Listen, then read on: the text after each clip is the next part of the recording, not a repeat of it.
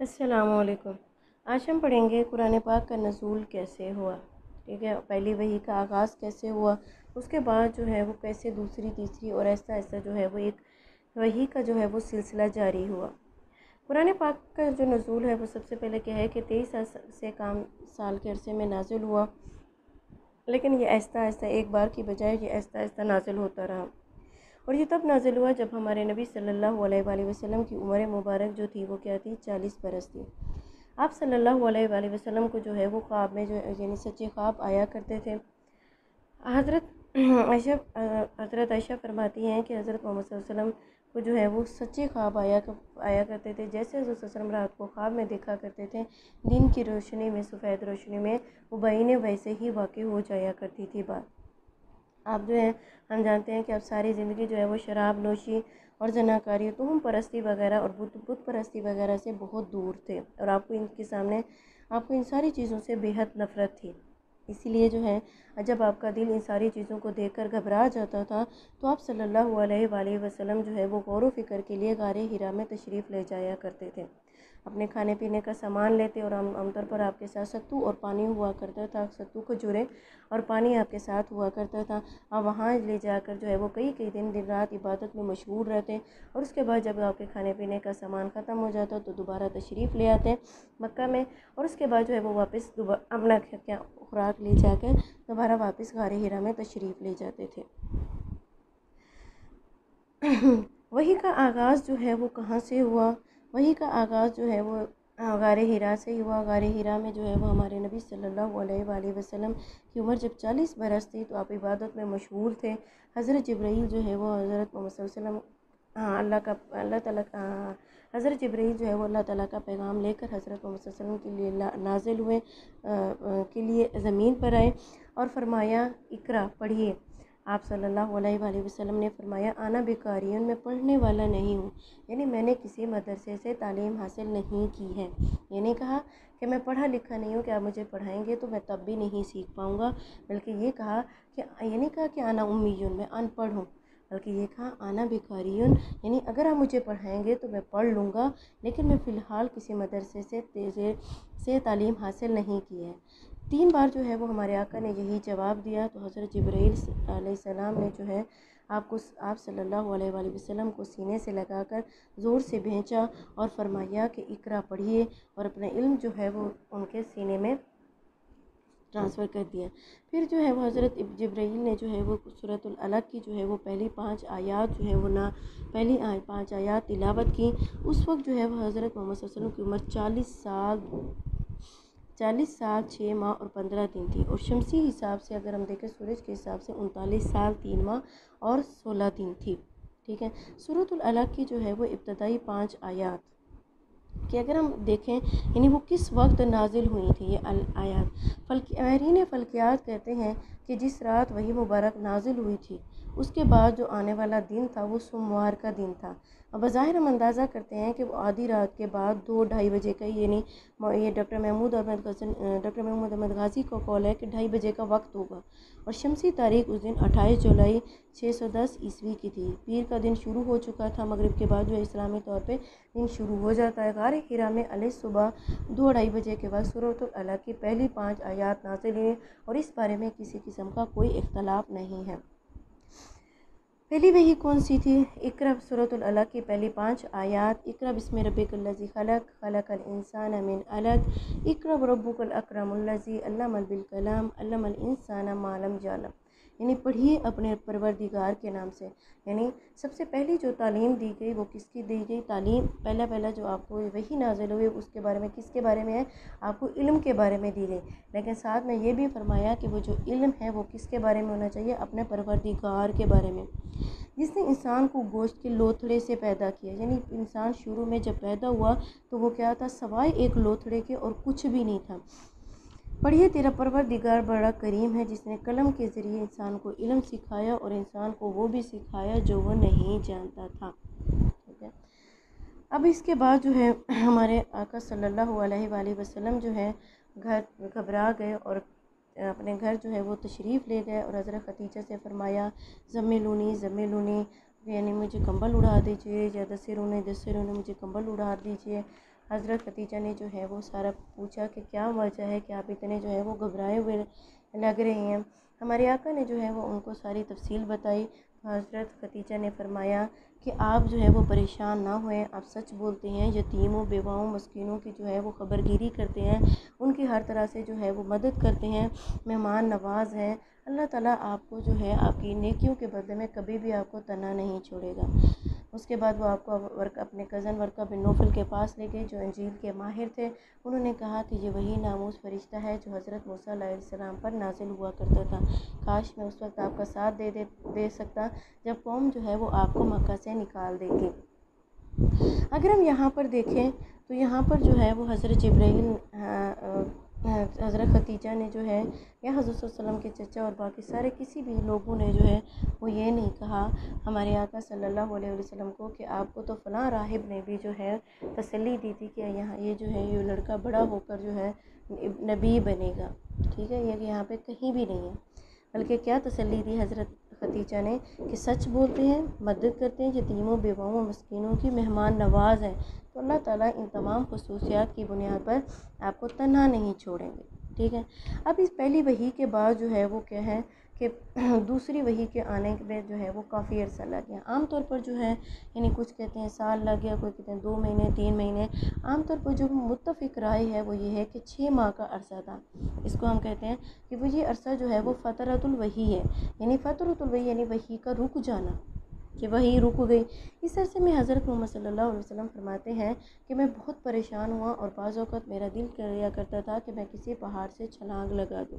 وہ کہتے ہیں کہ ہمارے آقا صلی اللہ علیہ وسلم فرماتے ہیں کہ ایک دن میں اس مقصد کے لیے روانہ ہوا تو راستے میں نے دیکھا کہ حضرت جبرائیل علیہ السلام زمین اور آسمان کے درمیان کسی پرندے کی شکل میں بلکہ اپنی اصلی شکل میں موجود ہے اور وہ معلق ہے، اور میں وہاں سے جو ہے وہ واپس ہو لیا اور پھر میں اللہ تعالیٰ کی جو ہے وہ کیا کہ حمد و ثنا کرنے لگا اور مجھے یقین ہونے لگا کہ اللہ تعالیٰ جو ہے مجھے کبھی بھی تنہا نہیں چھوڑیں گے۔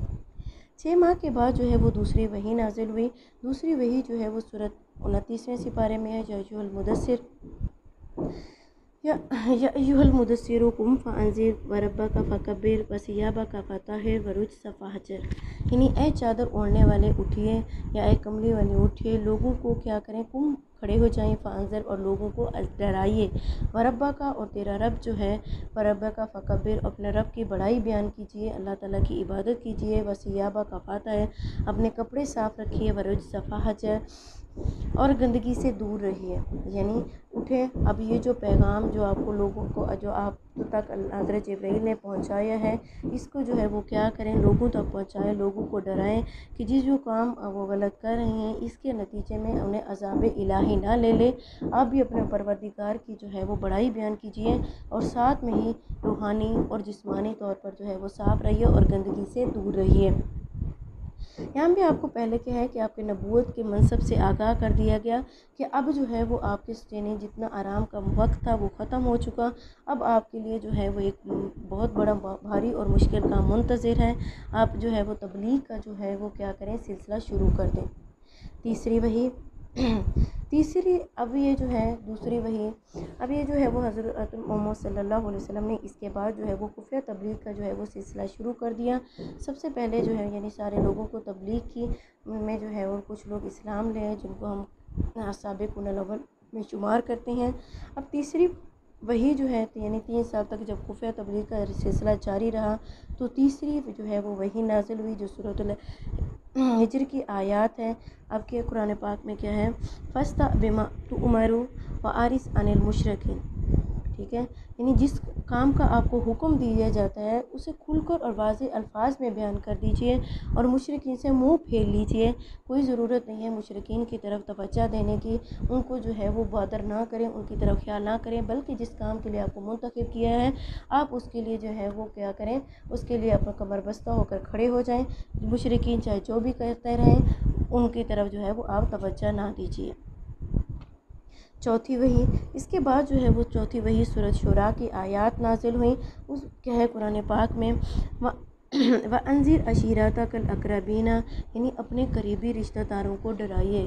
یعنی سب سے پہلے جو ہے وہ آپ کو دعوت دی گئی کہ آپ نے پہلے جو ہے وہ قریبی لوگوں کو بلایا، اور ان کے بعد کہا کہ آپ کے جو ہے وہ ماحول جو آپ کے پاس ہے، آپ کے سراؤنڈنگ میں جتنے بھی لوگ ہیں وہ آپ کے دشمن نہیں ہونے چاہیے، آپ پہلے ان کو بلائیے. ٹھیک ہے، اپنے یعنی تبلیغ کا جو سلسلہ ہے وہ اپنے قریب سے شروع کیجیے. جب یہ آیت نازل ہوئی تو ہمارے نبی صلی اللہ علیہ وآلہ وسلم نے ایک دعوت کی جس میں اپنے خاندان والوں کو بلایا، اور جب خاندان والے اکٹھے ہوئے تو ابو لہب اور دوسرے سارے لوگ جو ہیں وہ اکٹھے ہوئے.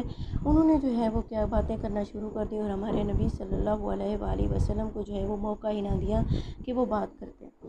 ہمارے آقا صلی اللہ علیہ وآلہ وسلم نے اگلے دن پھر دعوت کا اہتمام فرمایا، پھر ان کو بلایا. اگلے دن پھر اس طرح سے ہوا، اس طرح سے 3 دن مسلسل ہوتا رہا کہ آخری میں جو ہے وہ آپ کو موقع مل گیا. آپ صلی اللہ علیہ وسلم نے انہیں جب تبلیغ کی اور انہیں بتایا کہ صرف ایک کلمہ پڑھنے سے جو ہے وہ سارا عرب تمہارا مطیع ہو جائے گا. انہوں نے کہا کہ آپ ہمیں بتائیں کہ وہ آخر ایک کلمہ کون سا ہے جس کے بعد عرب اور عجم ہمارا مطیع ہو جائے گا، فرما بردار ہو جائے گا، اور ہم ساری دنیا کے حکمران بن جائیں گے. ہمارے نبی صلی اللہ علیہ وسلم نے فرمایا کہ وہ کلمہ ہے لا الہ الا اللہ محمد رسول اللہ.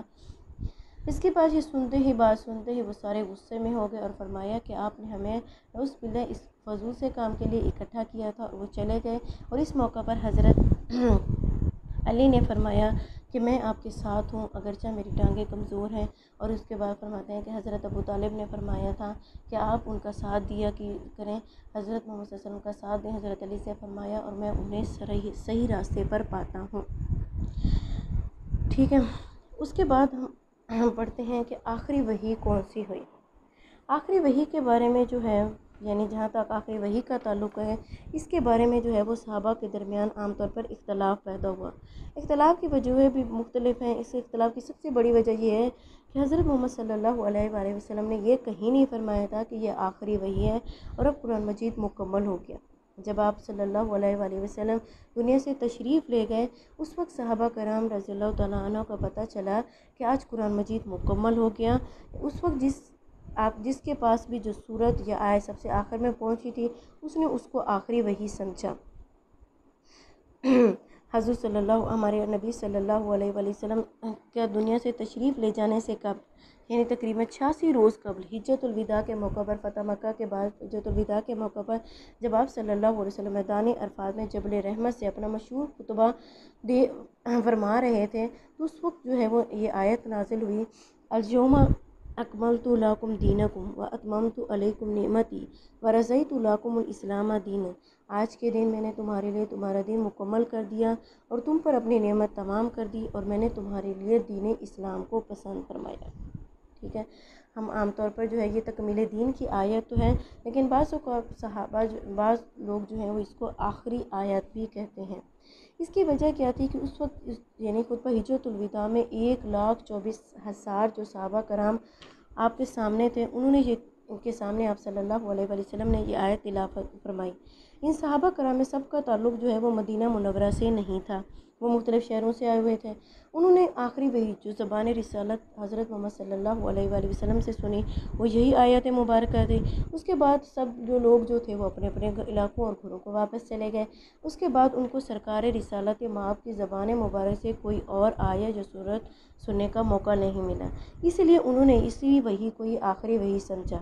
کچھ صحابہ کرام جو اس موقع پر موجود نہیں تھے، تو انہوں نے جو وحی آخری سنی وہ کوئی اور آیت تھی. لیکن جو صحابہ ہمارے نبی صلی اللہ علیہ وآلہ وسلم کے قریب ترین رشتہ داروں میں سے تھے، ان میں ان کے چچا زاد بھائی بھی تھے جو کثرت سے آپ صلی اللہ علیہ وآلہ وسلم کے گھر جایا کرتے تھے. وہ حضرت عبداللہ بن عباس تھے، جنہیں صحابہ ہی کے دور میں ہی ترجمان القرآن کا لقب دیا گیا. وہ اور ان کے علاوہ کئی اور قریبی حضرات اس بات کے گواہ ہیں کہ آخری وحی جو نازل ہوئی وہ آیت مبارکہ تھی، وہ تھی وَاتَّقُوا يَوْمًا تُرْجَعُونَ فِيهِ إِلَى اللَّهِ ثُمَّ تُوَفَّىٰ كُلُّ نَفْسٍ مَا كَسَبَتْ وَهُمْ لَا يُظْلَمُونَ. ڈرو اس دن سے جس دن تم سب جو ہے، یہ سورۃ البقرہ کی آیات ہیں، ڈرو اس دن سے جس دن تم سب اللہ کی طرف لوٹ کر جاؤ گے، پھر ہر نفس کو اس کا پورا صلہ دے دیا جائے گا. پھر اس نے کیا تھا اور ان پر ظلم نہیں کیا جائے گا. یہ وہی جو ہے وہ لکھنے کی جو سعادت ہے وہ حضرت ہاں ابئی بن کعب جن کو کاتب وحی، جو سب سے پہلے کاتب وحی ہیں، ان کو حاصل ہوئی، اور یہ واقعہ جو ہے وہ 13 ربیع الاول 11 ہجری کا ہے۔ 12 ربیع الاول 11 ہجری کو اس واقعے کے تقریباً 8 روز بعد ہی ہمارے نبی صلی اللہ علیہ وآلہ وسلم اس دنیا سے تشریف لے گئے تھے، ٹھیک ہے۔ یعنی یہ تھی عام طور پہ، جس پہ جو ہے وہ عام طور پہ اختلاف نہیں پایا جاتا، یہ آخری وحی تھی۔ ہمارا لیکچر ختم ہوا۔